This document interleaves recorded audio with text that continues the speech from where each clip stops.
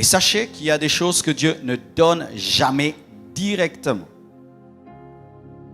Je parle par exemple, je prie Dieu, je dis que Racle demain qu'il ait 50 ans. Je demande à Dieu.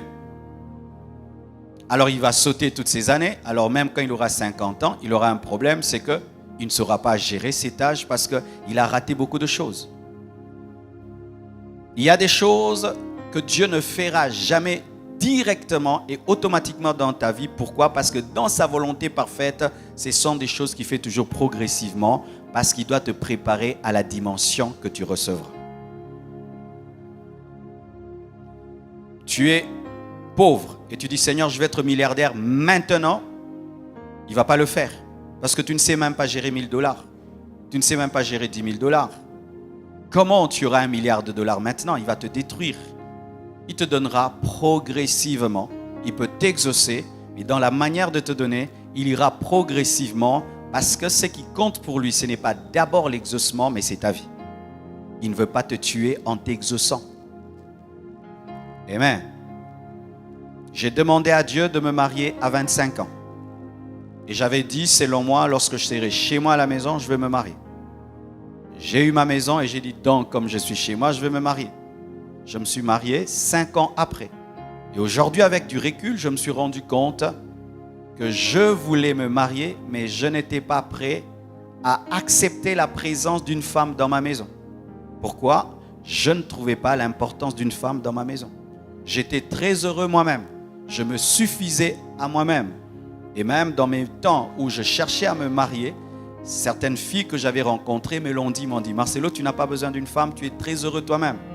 Et lorsque j'ai senti réellement le vide et le besoin d'une femme, c'est alors que j'ai pu me marier, parce que j'ai pu me battre pour me marier. Certains vous lâchez vite parce que vous n'êtes pas assez vide pour vous battre.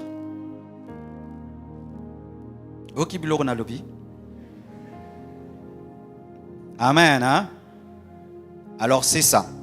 Alors les païens disent, Dieu donne toujours lentement et s'attend toujours rapidement, ce qui est faux. Marc 10, verset 51, nous montre clairement que Jésus, aussitôt, a guéri un aveugle. Aussitôt. Ça n'a pas pris 1 semaine, ni 2 jours, ni 3 jours. À l'instant, l'aveugle a été guéri. Et j'ai vu dans ma vie des miracles instantanés. Quelqu'un qui vient comme ça, tu lui dis donne-moi la béquille, il te la donne, il est guéri. Tu pries de loin, tu ne l'as même pas touché, il est instantanément guéri. On a vu cela. Dieu guérit instantanément quand il le veut et des fois il peut te guérir progressivement car il y a un homme que Jésus a dû toucher 2 fois. Amen. L'aveugle qui a commencé à voir les hommes comme des arbres, ensuite il les a vus comme des hommes. Tout est dans les Écritures. Amen. Dieu agit à l'instant, mais Dieu aussi peut agir après parce que c'est un roi, c'est un souverain. Lorsque quelqu'un te dit, ton Dieu n'agit que lentement et en retard, dis non, il agit aussi à l'instant. Il a guéri un aveugle. Il y a plusieurs miracles dans la Bible qui parlent des miracles instantanés, des délivrances instantanées que Dieu a données. Alors que la plupart des temps, d'ailleurs, je remarque que nous nous concentrons sur les choses que Dieu donne lentement pour oublier ce que Dieu donne à l'instant. Amen. Voyons encore un autre verset. Acte 2, verset 1 à 2. La Pentecôte a été une surprise. Amen. Il y a eu un tout à coup.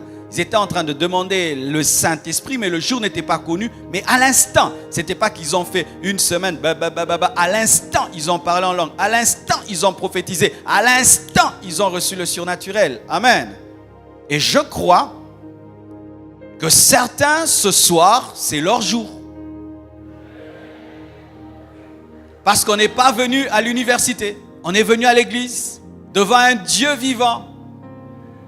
Et si tu crois et tu as la révélation du temps chronos de Dieu pour toi, du temps kairos pour toi, tu peux te connecter à la source pour recevoir ce soir même ce que tu dois recevoir. C'est ça la différence entre l'église anglophone et l'église francophone. L'église francophone est dans le Dieu qui agira. Le Dieu qui agit lentement. Et l'église anglophone est dans le now, right now. Maintenant, il faut être dans l'équilibre, right now et yes, tomorrow. Amen. Mais des fois, il y a un problème, c'est que nous avons un problème de timing avec Dieu. Jésus-Christ se tient devant le tombeau de Lazare. Dans sa tête, c'est le ressuscité aujourd'hui. Mais la sœur de Lazare dit, il ressuscitera. Elle est dans le futur alors que Jésus est dans le présent. Tu sais que tu peux être guéri pendant que je prêche? Oui, tu peux être guéri pendant que je prêche. Tu peux être délivré pendant que je prêche. Tu peux être libéré du péché pendant que je prêche. Tu peux recevoir le réma pour ta vie pendant que je prêche. Ta vie peut changer maintenant pendant que je prêche. Pas dans équilibre 30 matin. Non, aujourd'hui, maintenant, tu peux recevoir l'onction de ta destinée. Tu peux recevoir la dimension que tu as toujours cherchée. Tout dépend de ta communion avec Dieu. Tout dépend de ce que tu comprends. Tout dépend de ce que tu saisis. Alléluia. Là, c'est 2 versets qui prouvent que Dieu agit maintenant, directement. Et qui ici peuvent témoigner qu'ils ont déjà vécu un tout à coup divin? Tu es la preuve que Dieu exauce maintenant. Alléluia. Que tu as demandé, il t'a donné. Alléluia. Mais Dieu n'agit pas que rapidement. Dieu aussi agit lentement. Nous voyons Abraham, lorsque Dieu se révèle à lui, il lui dit que ta descendance sera asservie et elle sortira ensuite avec des richesses, mais après 400 ans. Donc la parole dit clairement, Abraham, tes enfants iront dans une nation étrangère, c'était l'Égypte, et ils seront esclaves pendant 400 ans, et ensuite ils sortiront avec des richesses. Abraham pouvait prier, que ce soit 100 ans, ou 2 jours, 10 jours, ça n'allait jamais se réaliser parce que Dieu voyait la manifestation de Joseph, voyait la manifestation de Moïse, voyait la manifestation de Lévi, voyait l'établissement d'une nouvelle nation et d'un sacerdoce. Et donc le plan de Dieu était plus élevé que les soucis d'Abraham. Il y a des fois, tes soucis sont inférieurs par rapport au plan. Tu peux avoir des soucis, mais Dieu, son plan est tellement très élevé qu'il ne s'occupe pas de tes soucis parce que ce qu'il fera va englober et tes soucis et son plan. Amen. Alors des fois, tu peux croire que Dieu est contre toi. Tu peux croire que les démons te combattent, qu'il y a une puissance satanique, alors que non, c'est seulement le plan. Le plan de Dieu. C'est 400 ans et c'est 400 ans.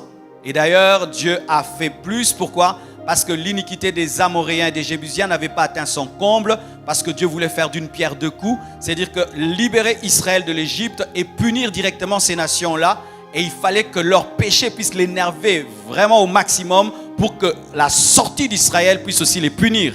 Et ils ont fait 430 ans. Alléluia. Frères et sœurs, Dieu agit maintenant, mais Dieu aussi peut agir après 10 ans, après 200 ans, après 300 ans, après 1000 ans. Après 1000 ans. Dieu peut agir après 2000 ans. Il peut. Alléluia. Et nous voyons Abraham qui a reçu la promesse d'Isaac. Mais Isaac est venu quand? Isaac est arrivé lorsqu'il avait 100 ans. 100 ans, un vieillard reçoit un enfant dans sa vieillesse. Pourquoi ça? Parce que Dieu voulait prouver à Abraham et au monde qu'il était capable de donner la vie là où il y avait la mort. En soi, la vie d'Abraham n'était plus sa vie, c'était devenu un livre que Dieu écrivait et Dieu devait donner un enseignement de sa puissance. Le problème des fois, c'est que nous pensons que nos vies nous appartiennent alors que nous sommes des livres entre les mains de Dieu et Dieu écrit l'histoire. Et ce n'est pas à toi de décider l'histoire qu'il va écrire, c'est lui qui décide l'histoire qu'il écrit. Mais aujourd'hui, combien de fois, lorsque quelqu'un est stérile, on lui présente Abraham? Pendant qu'Abraham souffrait, il ne savait pas qu'il allait devenir un enseignement pour les stériles.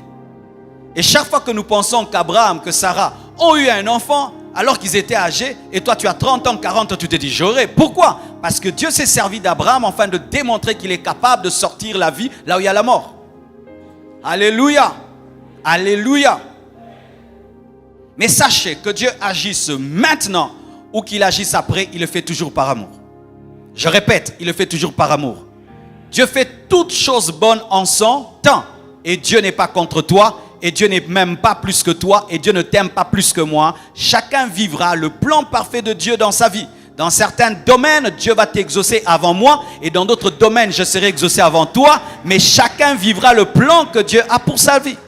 Le problème, c'est que nous prions sans regarder Dieu, mais en regardant le voisin. Ce qui fait que nous réclamons le timing de Dieu dans la vie de l'autre, alors que tu dois regarder à Dieu pour connaître le timing de Dieu pour ta propre vie.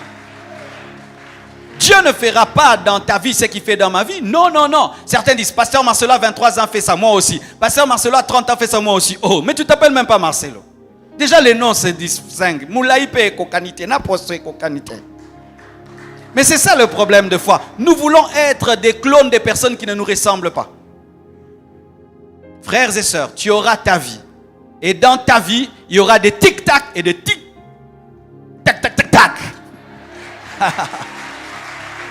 Dis à ton voisin, j'aime ma vie. J'aime ma vie. Regarde-le, dis-lui, j'aime ma vie.